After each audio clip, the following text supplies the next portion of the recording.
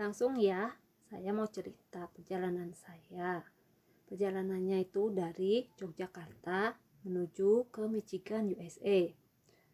Ada dua hal yang saya lalui. Yang pertama itu adalah penerbangan domestik, sedangkan yang kedua itu penerbangan internasional. Nah, untuk penerbangan domestik itu saya mulainya dari Yogyakarta ke Jakarta. Sedangkan yang internasional saya mulai dari Jakarta menuju Doha, Doha menuju Dallas, Dallas menuju Detroit, Michigan.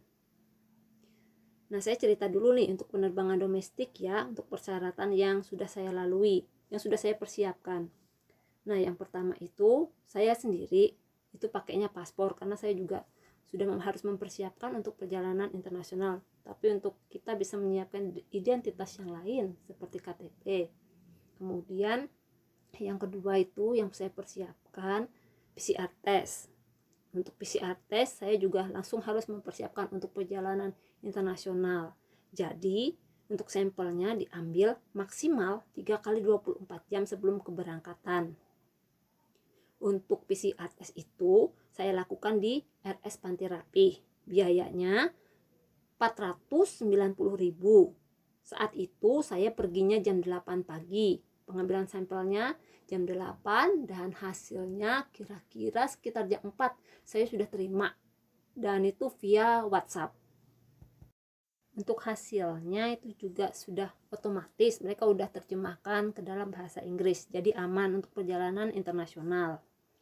Nah, di bandara itu sempat tugasnya minta kita untuk tunjukin aplikasi Peduli Lindungi. Tapi kita nggak punya karena vaksin kita itu kan di luar negeri. Sedangkan di pilihan yang ada di dalam aplikasi tersebut yang sesuai dengan kondisi kita itu tidak ada.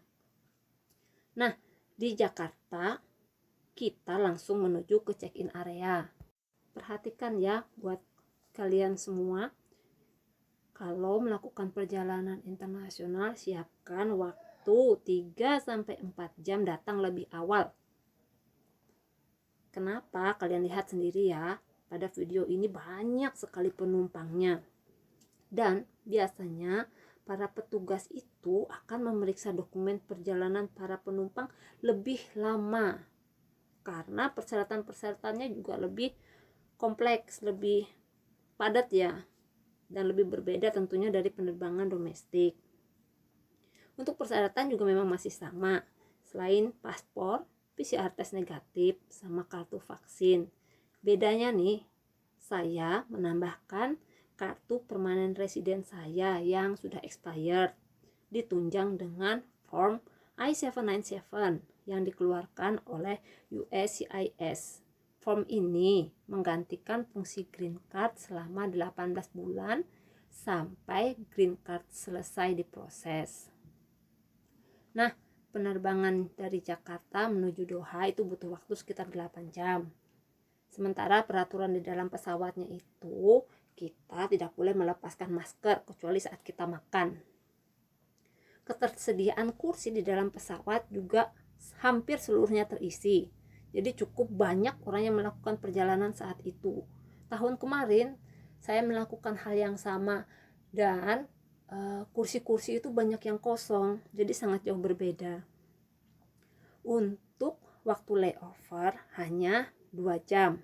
Dan karena kita menggunakan jasa penerbangan Airways yang sama untuk penerbangan dari Jakarta, Doha, Dallas, dan Detroit, maka kita tidak perlu ngambil bagasi nih saat transfer ke penerbangan berikutnya. Jadi kita lumayan beruntung karena untuk transfer penerbangan selanjutnya menuju Dallas, gate yang kami tuju itu juga hanya berjarak sekitar 500 meter dari pintu keluar. Yeay, sampai di Dallas. Tapi nggak asik soalnya penerbangan dari Doha ke Dallas itu memakan waktu 15 jam duduk di pesawat, bayangin. Oke, saya cerita nih, sesampai di Dallas kita kan harus melewati imigrasi. Nah, ini ada cerita. Kita ketemu dengan orang Vietnam, perempuan, masih muda lah, mungkin sekitar 27 tahunan. Nah, dia itu dapat beasiswa di USA dan ini pertama kalinya dia datang ke USA.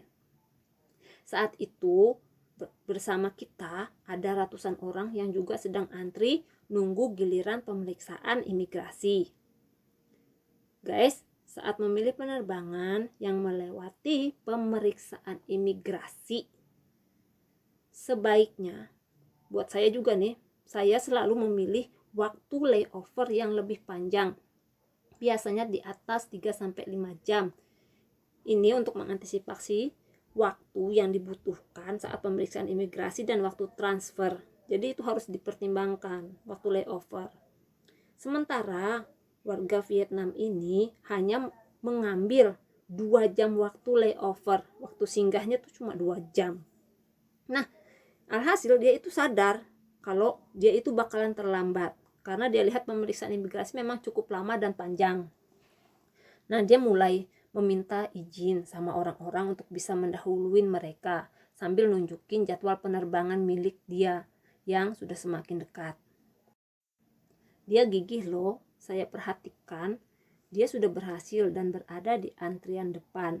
Cuman sayang, dia terlambat untuk bisa ngejar penerbangan berikutnya. Penting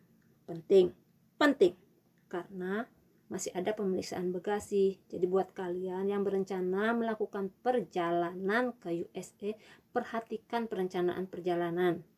Cukupkan waktu singgah atau layover, terutama jika di wilayah itu ada pemeriksaan imigrasinya. Dan juga yang perlu diperhatikan nih, barang bawaanmu. Hindari bawa barang produk daging seperti abon. Saya pernah bawa abon dan abon itu diambil oleh petugas. Kemudian buah dan sayuran tidak boleh dibawa. Kacang mentah no, piring keramik no, beberapa jenis keju no. Nah guys, sekian dulu ya cerita dari saya. Semoga bermanfaat bagi kalian yang akan pergi ke USA. Tutup dulu dengan pantun ya. Dengar lagu berirama, tertawalah si adik manja. Jika suka menonton YouTube saya, jangan lupa di subscribe ya. Thank you guys, USA menanti. See you. Bye.